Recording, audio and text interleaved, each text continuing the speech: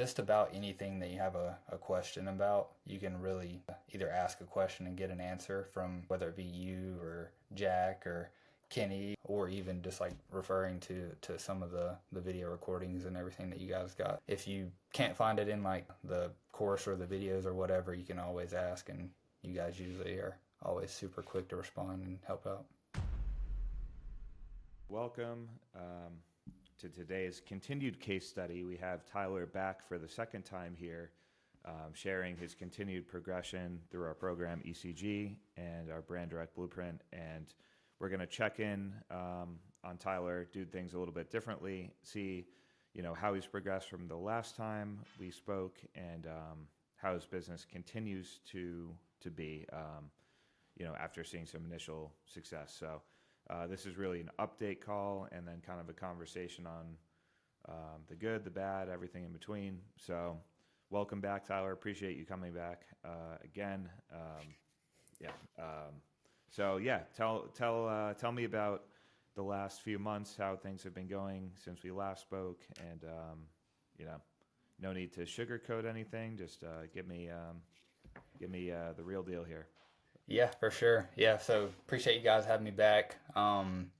As you said, I mean, the giving you just the full breakdown of everything, and so I've been working with you guys now, I believe, since February of this year. So I know in the initial case study, it was kind of like a little bit newer. As far as everything now, still continuing to hammer down on like the wholesale and brand direct business model, but also still taking like advantage of the OA opportunities, especially like seasonal opportunities are massive with that, but still pushing like that brand direct. And even since the last time we spoke, hammered down some pretty good accounts that just kind of fell in my lap, honestly, and it really came from like following up. And so I'd been in contact with this brand ever since literally I started working with you guys, and it was just like no after no after no. And then I kind of took like a play out of your guys' book and like offered to just sell in Walmart. But because there isn't a ton of data on there, went with like pushing that off, and then just kept following up, like trying to hammer on the Amazon piece just because there is so much data on that aspect. And then this happened all the way until September. And they actually reached back out to me in September and was like, "Hey, we finally got a spot back." And the person that I had been in contact with kind of like went to bat for me with the owner of the company to get me in. Amazing. So That's great to hear. That persistence. I mean, they say the harder you work, the quote unquote luckier you get, and that's kind of a perfect example. Had you not followed up several times with the brand and checked in with them, they probably would have just completely forgotten about you had you taken that first no and say, okay, I'll just screw off and never contact this company again. But when you contact them a second, third, fourth time, they remember you. yeah, And a lot of times a sales rep or whoever you spoke to or emailed with was like, man, this guy really wants the account. Like, I'll keep him in mind if there ever is an opportunity. And a lot of these brands are in flux where it's not like a lot of people think like whatever arrangement a brand has is static and it's going to stay that way forever.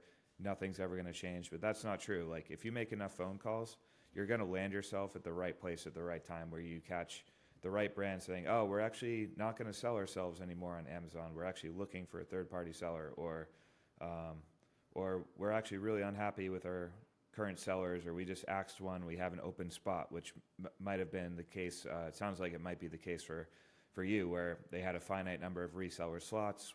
One of them went away for whatever reason.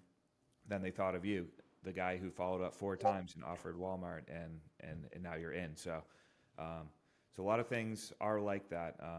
I've had similar circumstances where they say no, or at least no for right now, check back in 6 months. We do that a few times, and then it actually does land the account. There's one that comes to mind for me too. Took me 4 years with a manufacturer. I contacted that manufacturer. They said no, we only sell through distribution. got actually a pretty good distributor account through it. Ended up doing a lot of purchasing through that distributor. Then they got in a dispute with the manufacturer, and I took that as an opportunity to say, oh, well, we can't buy this product anymore through distribution. Are you sure that you don't want to sell directly to us? We'll do a full truckload order. And it was a new rep. The last rep there was like 70 years old, and he's set in his ways, and he's like, we just don't do that. Now it looks like they got some new blood at the company, and this younger guy was just hungrier for business and understood e-com a little better. He's like, sure, we'll onboard you. And now I have 30% better pricing than what I was getting through the distributor. So yeah, it sounds like you have a kind of a similar story there with one brand that sounds like it's pretty valuable. So that's great. And with Brand Direct, it's cool. Like one brand can mean 100 plus K of net income. So it's like yeah, it's going to take some reps and take some calls and stuff. But when you do land a few good ones, it adds up to something very substantial. So. I know I just talked about myself for the past 5 minutes, but I wanted to relate your story to what I've experienced as well, and so I'm very happy to hear that you landed an account after some persistence. And were there any other accounts, or is that the main one? Or I think you mentioned a couple of them. So Yeah. what do you have So cooking overall in the business? honestly, like a couple other accounts, like from that same exact type of story, and I will say that's probably like one of the biggest things. If you immediately get a yes, it's probably not going to be like the best account unless like you just timed it so perfectly to where you called up the brand and that's right when they got rid of that seller and like you can work your way in or whatever. But a lot of these brands, like, I mean, you guys know, like they're getting hit up 10, 15, 20, 40 times a day, whatever it may be. And so, like, persistence is always going to be key. And regardless, if you have to follow up 10 times, like, they're going to remember you from that just because you've annoyed the crap out of them for so long. Um, Yeah. but yeah, that was just kind of like that one account. And then, like I said, I got another account from kind of the similar aspect. And I know I kind of messaged you in Discord talking about it. And so, even offering to sell like a less favorable SKU right out the gate, and then now, just probably about a month or so ago, got access to their better product, and it's a little bit seasonal due to like the type of product it is, but it still moves even now, but it's definitely more of a spring and summertime product. So, getting my foot in the door now and ramping up for next spring and summer. Yeah, that's amazing. It sounds like you're gaining access to these brands kind of through the side door, which is something we still do as well. Where like Amazon US is kind of locked down, but we put some stuff up on eBay, do a couple orders. They realize, oh, these are good guys. They do what they say they will. They know what they're doing. Okay, Amazon, eventually or next year or whatever, and we've done that. We're trying that with Amazon Canada right now because we do sell Canada FBA as well. So we say, okay, no Amazon US. How about Amazon Canada? And a surprising number of brands are like, oh yeah, we actually don't have any real official partners up there. Like we could authorize you for Canada only. So stuff like that. So great to hear you're employing some of those tactics and they're working, which is great. I mean, the last thing I want to hear from my students, or really as someone who teaches this stuff, is that it's so difficult that there's like people are coming up completely dry. And I mean, the accounts are still out there, but I think the key thing anyone listening needs to hear is like, you're not going to pick up the phone once and be like, oh yeah, we have the first company you talk to is not be like, oh yeah, here's our price list. Everything is great margin and you can sell on Amazon. Yeah. Like, they're not just going to open the door like that for you. It's a fairly competitive landscape right now. And it's competitive because there's an absolutely enormous amount of revenue and profit to be made. So it's a big market. There's a lot of opportunity and there's a lot of competition. That's how I'd characterize Amazon wholesale right now. High opportunity, high competition. Yeah, But for since sure. there's high opportunity, I mean, if you work at it, the accounts are out there. So, and sounds like you're continued living proof of that. So I'm very, very glad to hear that you've still got some relationships working, and that actually they came to you after like your initial work, like they kind of, I don't want to say fell in your lap, but like they reached back out to you actively, which is pretty cool. So Yeah, I think, I mean, you kind of mentioned it there at the beginning of the call. It's a lot it's really easy to just pick up the phone, call them once, and then they tell you the no, and then move on to the next brand. But really doing like a deep dive on the brands that seem really good and making sure those are like the ones you do follow up with, and like putting in that extra effort and looking under all the rocks and trying to figure out a way to like get your foot in the door there. yeah, 100%. Awesome. And let's see, Q4 is upon us. So yeah, how are your sales doing? Hopefully picking up. And what are your goals for next year, like 2026, in terms of revenue and like maybe number of accounts you're working with? Where do you see yourself like throughout 2026?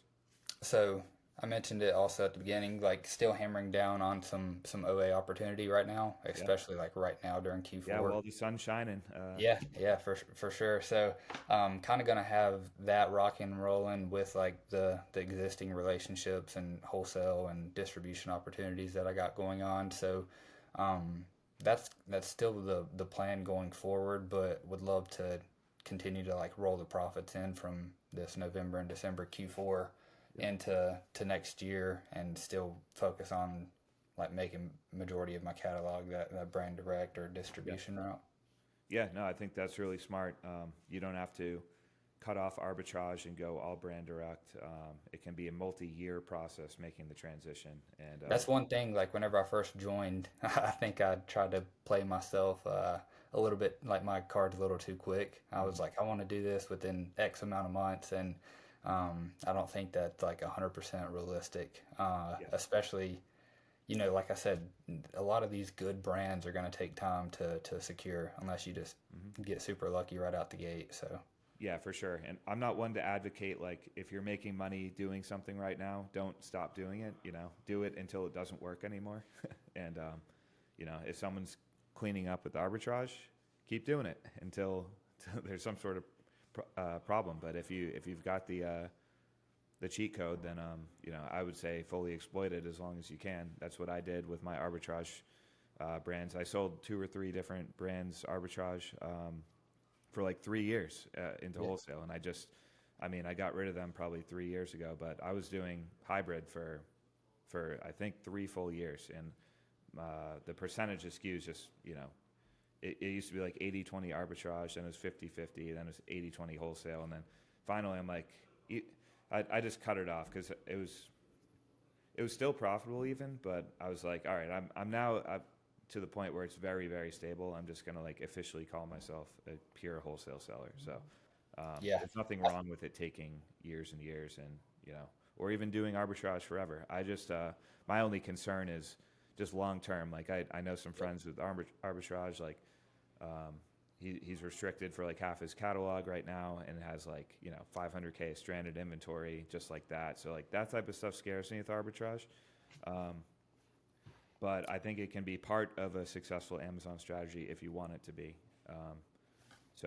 Yeah, glad to hear that arbitrage is still going well with you too, and that you can transition like smoothly into it without having to like So drop everything. So that's kind of where I'm at with it. Like, I think the end goal is going to obviously be to get fully brand direct or like working with authorized distributors. And I don't know. I'm an advocate of like the arbitrage business model just because I've done it for yep, like years now. But I think it's a lot easier to get account health issues cleared up if you're working with like a brand yep, directly. yep, They know who you are. They know that you're selling the product. Don't get me wrong, like I still get hit with account health issues with OA stuff and get it cleared up, but yep, whenever you're working directly with the brand and they know who you are, if you get like a product and authentic, whatever it may be, like yep. you have all the Yeah, it's just stuff max that's perfect. security. Yeah. So But yeah, makes sense. Awesome. Yeah. And let's see, what else can I say?